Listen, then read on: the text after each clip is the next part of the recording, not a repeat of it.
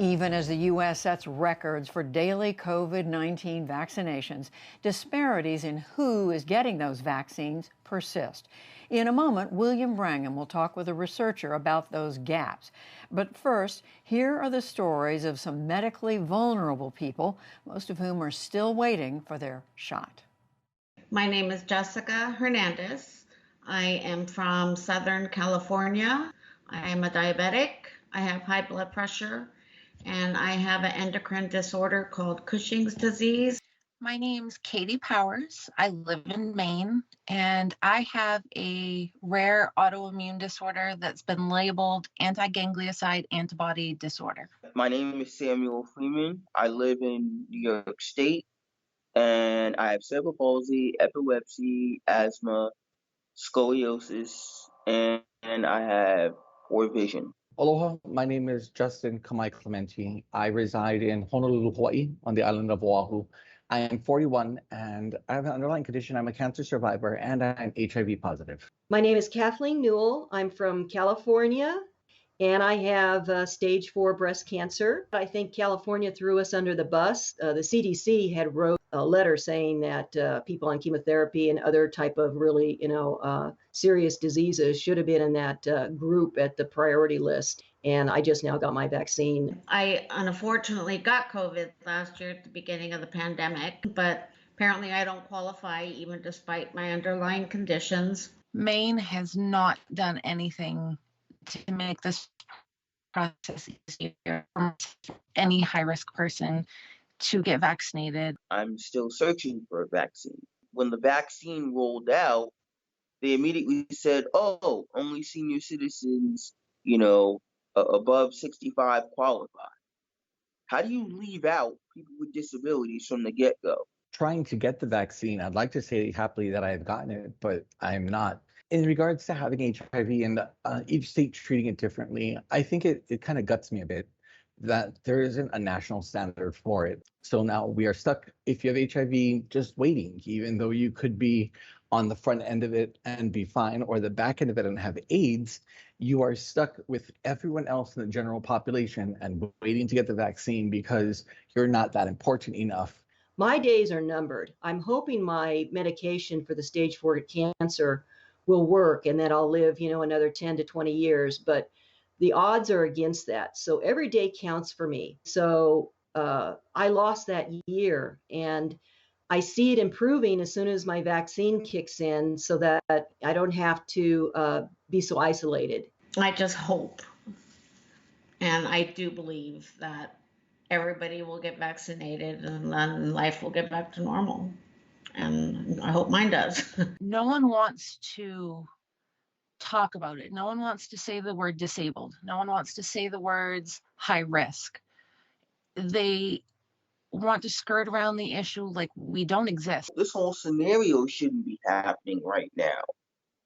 Period. I'm hoping and praying like it does go in the right direction. And all you can do is still practice your social distancing, be smart about what you're doing, how you're doing it, and, just wait my turn. For more on why some of these people are still waiting for their vaccines, I'm joined by Jen Cates. She's the Senior Vice President and Director of Global Health and HIV Policy at the Kaiser Family Foundation. Jen Cates, great to have you back on the NewsHour. We've talked a lot about the inequities in vaccine distribution, but hearing these people's stories, it's hard not to feel that sense of frustration. These are people who seem to be clearly medically vulnerable. What is your sense, broadly speaking, as to why these people are having a hard time getting their shots? Yeah, it is hard to hear. These are individuals who all have high-risk medical conditions. If they were to get infected with COVID-19, they are at great risk for hospitalization and even death. So hearing this is, it just shows you that we have a lot more work to do. What we found in our research is that for the most part, states did not prioritize this population initially, and that was not the recommendation to do. So it's been a lot of a waiting game for many people with high-risk medical conditions. And that's what we're seeing right now is that states have mostly opened up eligibility to them now, almost all. But a month ago, that was not the case. A month ago, half of the states had done so.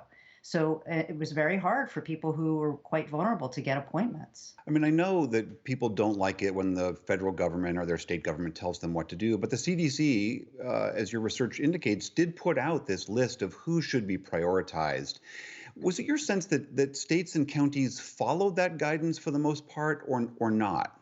Yeah, that's a good question. So, in addition to the issue of states not prioritizing this group initially, they also defined the high risk medical condition list very differently. The CDC had a set of conditions, and some states abided by it and others didn't. So, in one state, you might be somebody who has a serious medical condition but not eligible, whereas just next door, you might be eligible. So, that has created another layer of challenge for a very vulnerable group of people.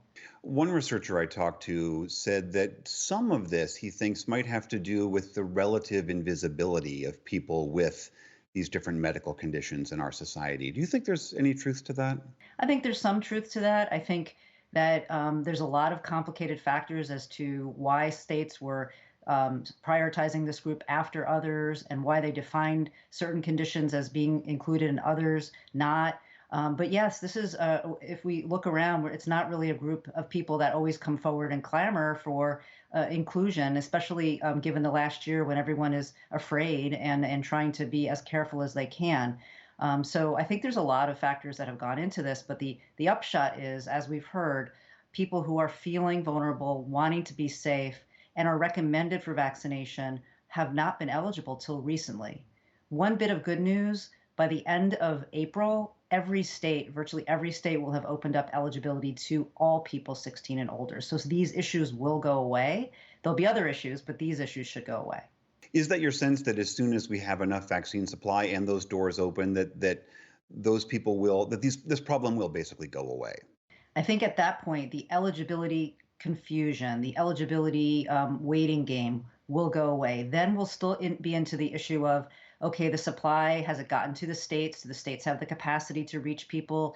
Or is the registration system too complicated? There's still going to be issues, and some populations, including those with high-risk medical conditions that may be homebound or unable to easily leave their home, are still going to need extra help and effort. So all of these issues won't go away. The eligibility challenge is the one thing that will ease up.